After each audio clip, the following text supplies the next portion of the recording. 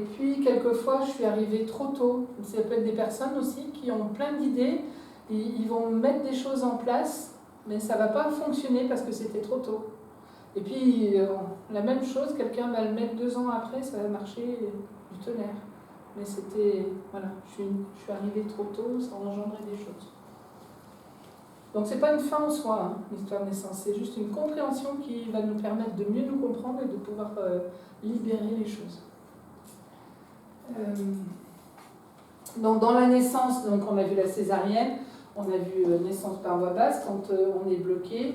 Il y a le cordon aussi autour du cou, donc ça veut dire que moi j'ai besoin d'air. Hein, les personnes qui sont nées avec un cordon autour du cou, alors ça dépend, hein, si c'était le cordon, on l'a enlevé, il n'y a rien de spécial, on n'aura rien enregistré, mais il y a des gens qui sont en danger.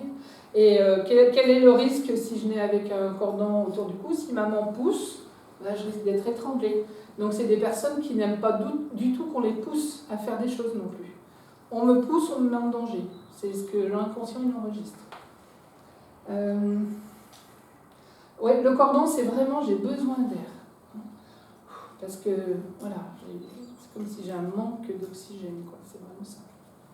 Cordon autour du cou, c'est aussi s'engager. Vous savez, quand les gens se mariaient, je ne sais pas si on dit encore, tu passes la corde autour du cou. Je vais avoir du mal à m'engager là, parce que je vais retrouver ça.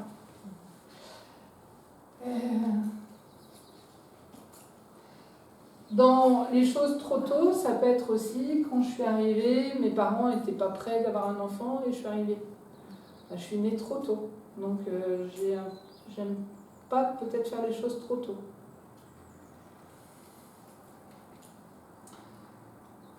Qu'est-ce que... naissance partielle, oui. Je pense qu'il y a quelque chose, parce qu'on a eu une naissance il y a cette semaine, oui. La fille de ma belle-fille, la fille de mon mari, et elle a eu une petite fille, tout va bien. Et ce que j'ai trouvé étrange, c'est qu'elle n'a pas perdu la poche des os, le bébé est arrivé avec la poche des os. Ah, waouh! Alors, on dit que c'est... Enfin, ouais, ça me fait frisson. Oui. Alors, c'est un nom, hein. C'est un nom, je ne sais plus là. Mais c'est un beau présage. Ah, d'accord. Il est protégé. Waouh! Elle est protégée. C'est vraiment, ça arrive, c'est rare, mais ça arrive avec la poche. Et donc, elle naît avec cette poche-là. Et c'est une très très belle protection. Vous pourrez lui transmettre.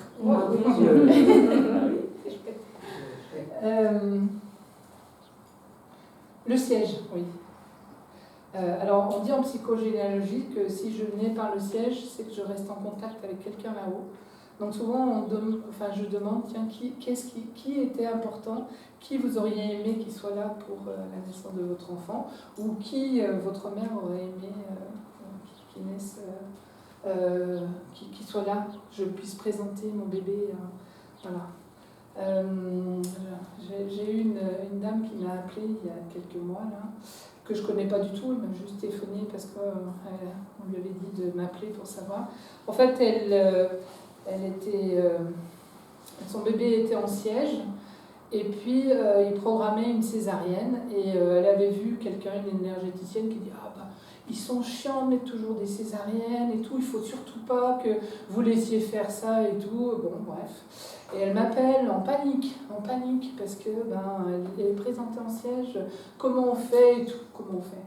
Et je lui pose la question, je lui dis, mais est-ce que vous avez quelqu'un d'important qui est décédé, que vous aimeriez avoir là? Et elle me dit, alors je ne sais plus dans quel ordre c'est, mais elle me dit, moi ma maman est décédée quand j'avais 8 ans, et mon mari, son père, est décédé quand il avait 5 ans, ou quelque chose comme ça. Je lui dis, votre petite, elle est simplement en connexion avec ses grands-parents, laissez-la naître comme ça.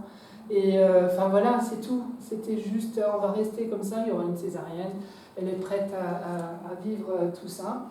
Et j'ai eu un petit message pour m'annoncer sa naissance quelques temps après. Parce que ça veut dire ce que ça veut dire, et c'est important. C'est comme si cette petite, elle était après dire, voilà, moi j'ai vu mon grand-père, j'ai vu ma grand-mère, soyez juste contents. Et ça change la donne, quoi. Donc une naissance par siège, c'est je regarde quelqu'un qui est en haut. En sachant que les naissances par siège, alors aujourd'hui on a la péridurale qui facilite quand même tout ça.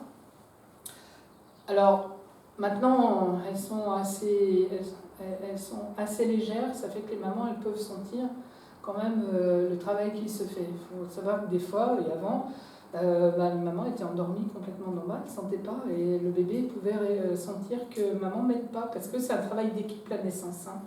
Donc ça va faire que moi, je n'aime pas après travailler en équipe, parce qu'on me laisse tomber, par exemple.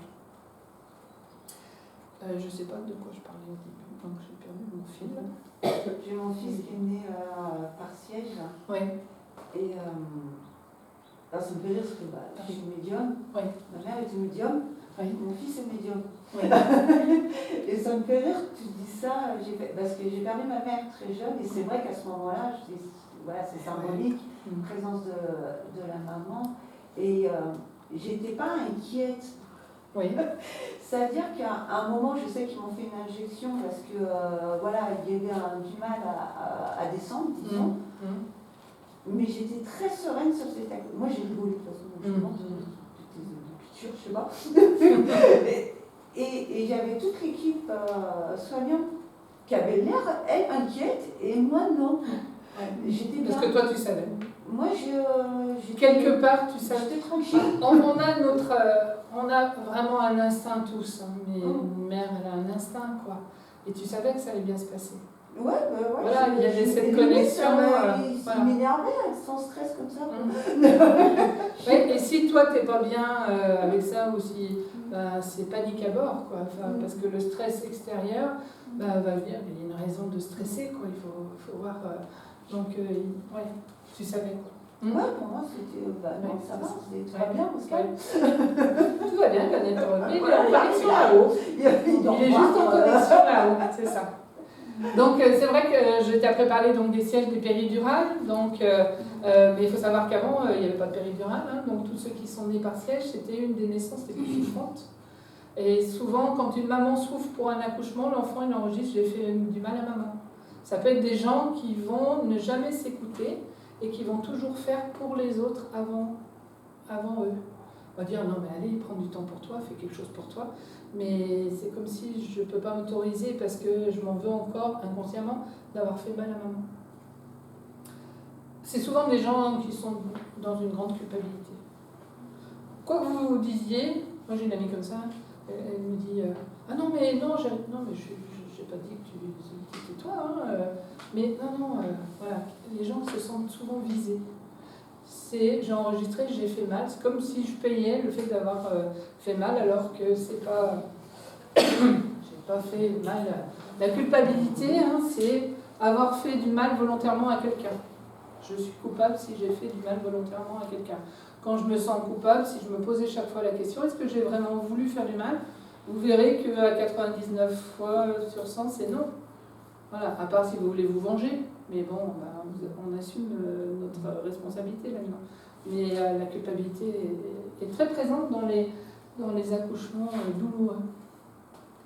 Des fois, il y a des mamans qui en parlent pendant tout le temps. Oui, toi, ça m'a tout déchiré. Ou voilà, donc on nourrit en plus. On nourrit tout ça, la culpabilité. Oui, pour la naissance, je crois qu'on a fait le tour. Marie, si vous avez des questions. Après la naissance, on va voir comment c'est passé. Est-ce que le bébé a pu être allaité? Alors, il n'y a pas est-ce que c'est bien d'être allaité ou pas. Hein. Si c'est un choix, et c'est un choix qui est posé pour la maman de ne pas allaiter, c'est ok. Simplement, c'est comment maman elle le vit. Des fois, il y a des mamans qui n'arrivent pas à allaiter, elles n'ont pas assez de lait. Là, ça pourrait être plus une culpabilité, je ne peux pas nourrir mon enfant. Et l'enfant, il enregistre, ma mère ne m'a pas nourri, elle ne m'a pas apporté ce dont j'avais besoin, quoi, une sécurité quelque part.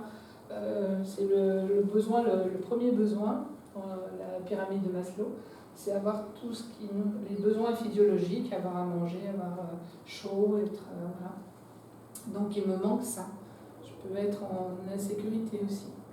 Parce qu'il y a des fois des enfants qui n'ont pas... une maman qui n'a pas de lait, elle ne le sait pas forcément, et puis des fois on s'en rend compte au bout de 2 jours. Et le bébé, il a manqué de manger. Et on va avoir des enfants ou des adultes après. C'est tellement important de manger, il faut avoir toujours ce qu'il faut, ça peut aussi s'expliquer comme ça. Et la première relation avec maman, c'est l'allaitement et c'est ce contact-là. Donc si ça ne s'est pas bien passé, quelquefois on a des difficultés de communication. Puis il y a des mamans, on ne sait pas, hein, le premier bébé, il pleure, il a faim, il n'a pas faim, enfin on ne sait pas. Alors souvent il y a des mamans qui mettent au sein tout le temps. Et ben c'est pas ça que je veux. Donc des fois, ma mère ne me comprend pas. Je peux t'enregistrer après.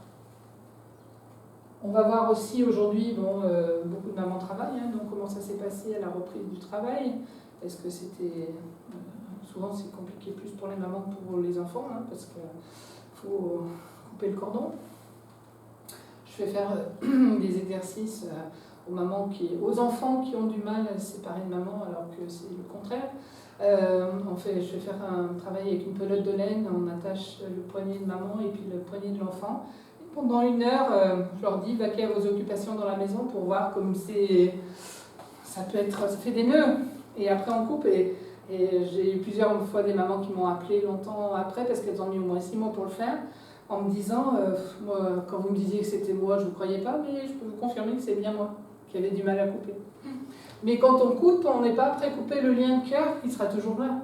On coupe les liens limitants, ce qui nous empêche de pouvoir être bien sereinement. Parce que si l'enfant a enregistré qu'il faut que je protège maman, il ne va pas être bien quand il est loin parce qu'il ne peut pas protéger maman.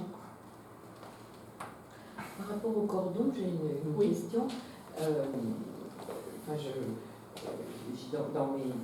Dans ma famille, un papa qui a 2 enfants et qui n'a pas pu couper le cordon.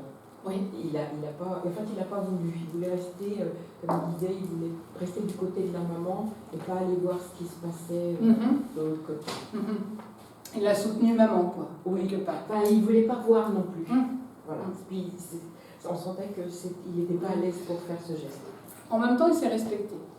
Oui. Donc, c'est aussi l'image que papa se respecte. Le fait de ne pas avoir voulu faire ce qui semble être, il faut le faire, etc. Donc, c'est un respect en même temps pour lui. Et puis en même temps, c'est un papa qui est resté vers maman, qui a soutenu maman. Donc, il y a aussi cet ancrage qui est là. Donc, c'est chouette aussi. Il y a aussi beaucoup de choses positives, des choses qu'on a un peu oubliées, parce que ça peut être des grands moments de joie. Il peut y avoir aussi des événements qui ont été super confortables. Une maman où, je sais pas, on a fait une fête, on était super bien. Donc on a ça au fond, et souvent on a oublié, parce qu'on regarde plus ce qui va pas que ce qui va. Donc il faut aussi regarder tous les beaux côtés qui ont pu être mis en place. S'il y a, je sais pas, une maman qui a passé un diplôme, qui l'a réussi, c'est aussi, ça donne cette facilité de pouvoir réussir les choses. J'ai la réussite. S'il y a un échec que maman s'en est voulu, je peux avoir peur de l'échec aussi. Mais il y a aussi tous ces côtés positifs qui sont... il y a des belles forces qui sont enregistrées, puis déjà pour naître, c'est du boulot. Donc il y a déjà la première chose extraordinaire, c'est que je suis venue au monde. Donc, pour les grands prémas, pour les prémas, c'est aussi, ils ont eu la force et ils y sont arrivés. Donc il y a aussi cette dynamique, j'y suis arrivée. Après, il faut juste penser que c'est pas obligé d'être en force, qu'il faut beaucoup d'efforts pour y arriver. Donc voilà, quels sont les liens qu'on pourrait faire avec tout ce qui a été vécu là, dans ces périodes de confinement et tout? C'est ce que je vous disais. Si dans ces périodes-là, il y a eu un deuil ou il y a eu quelque chose de souffrant, c'est quelqu'un qui, pour le confinement, s'est retrouvé enfermé, c'était pas très confortable. Si je me suis sentie seule parce que il y a beaucoup de gens qui se sont retrouvés seuls pour le confinement, ça peut, s'il y avait une solitude, si la maman par exemple s'est sentie seule parce que papa n'était pas présent ou il travaillait beaucoup à l'extérieur, ça a réveillé ces sensations de solitude et de mal-être. Donc c'est pour ça que tout le monde a vécu ce confinement d'une façon différente, mais ça s'expliquait très bien par rapport aux naissances, etc. Moi je connais quelqu'un, quand elle est née, elle a, je ne sais plus ce qu'elle a eu, elle avait un microbe, elle a dû être traitée, antibio, etc. Et elle dans le contexte, elle se devait d'aller travailler. Et elle comprenait pas, elle n'arrivait pas, elle avait l'impression qu'on la mettait en danger, qu'on la poussait, parce qu'on parlait du virus. Hein. Donc elle, ce qu'elle avait peur, c'est d'être obligée de ressouffrir de ce qu'elle était née comme ça, avec un virus, et que ça avait été dangereux pour elle. Donc pour elle, le virus était dangereux. Et le fait qu'elle soit obligée d'aller travailler, c'est comme si on la mettait en danger. Quand elle a compris ça, ça posait les choses, parce qu'elle ne risquait pas. Elle n'était pas soignante en plus, elle n'était pas au contact du virus, mais elle ne comprenait pas pourquoi c'était insupportable pour elle qu'on lui dise qu'il fallait qu'elle aille, alors qu'il y en a d'autres qui restaient tranquillement, eux, protégés quelque part. On a pu se sentir protégés, hein, pour certains, ça a pu être vécu comme une protection. On s'est retrouvés dans le ventre de maman. Et il faut savoir qu'il y a beaucoup de gens qui ont eu beaucoup de mal de sortir après, de retourner dans le monde de l'activité. C'est comme si je suis tellement bien dans le ventre de maman que j'y resterai bien encore, quoi. Parce que selon ce qui s'est passé après, si c'était pour la naissance quelque chose, une histoire compliquée, je ressors vers quelque chose qui pourrait être compliqué. Après, tout ce qui... Comment on voit ce qui se passe aujourd'hui, hein, c'est en écho avec l'histoire. Il y a des gens qui sont complètement en confiance, puis il y en a qui sont dans la panique totale. Si j'ai vécu des choses de panique, hein, si je suis née pendant les guerres, ou comme vous disiez, où il y a la panique à bord et que ça explose dans tous les sens, j'ai pu me retrouver dans un état de peur, de panique, et je ne savais pas pourquoi, et ça amplifiait les choses. C'est pour ça qu'on ne peut pas comprendre ce que les autres vivent. On peut juste accueillir qu'ils vivent les choses en écho avec leur histoire. Parce que déjà, nous, on ne se comprend pas complètement. Donc, mais nous, on pense qu'on comprend mieux les autres. Hein. Je sais pour toi. Non, mais toi, tu penses ça. J'aime beaucoup quand on me dit ça. Toi, tu penses ça. Ah ouais, comment t'es dans ma tête, toi? Et puis, vous avez remarqué qu'à chaque fois qu'on vous dit ça, c'est pas du tout ce que vous pensez en plus. Mais c'est tellement simple de dire à l'autre, de penser qu'on sait bien pour les autres, mais on a oublié de voir est-ce que c'est bien pour nous, quoi. Et l'histoire naissance, c'est vraiment une façon de mieux comprendre l'autre et d'accueillir plus facilement. Alors on peut être en réaction avec le comportement de quelqu'un, mais quand on se dit oui, il y a forcément une partie de cette personne qui est en écho avec quelque chose. Ça ne veut pas dire accepter, ça ne veut pas dire être en accord, dire oui, super, bravo. Je ne suis pas d'accord forcément avec ce qu'il y a, mais je peux accueillir que c'est comme ça, et voilà, sans comprendre.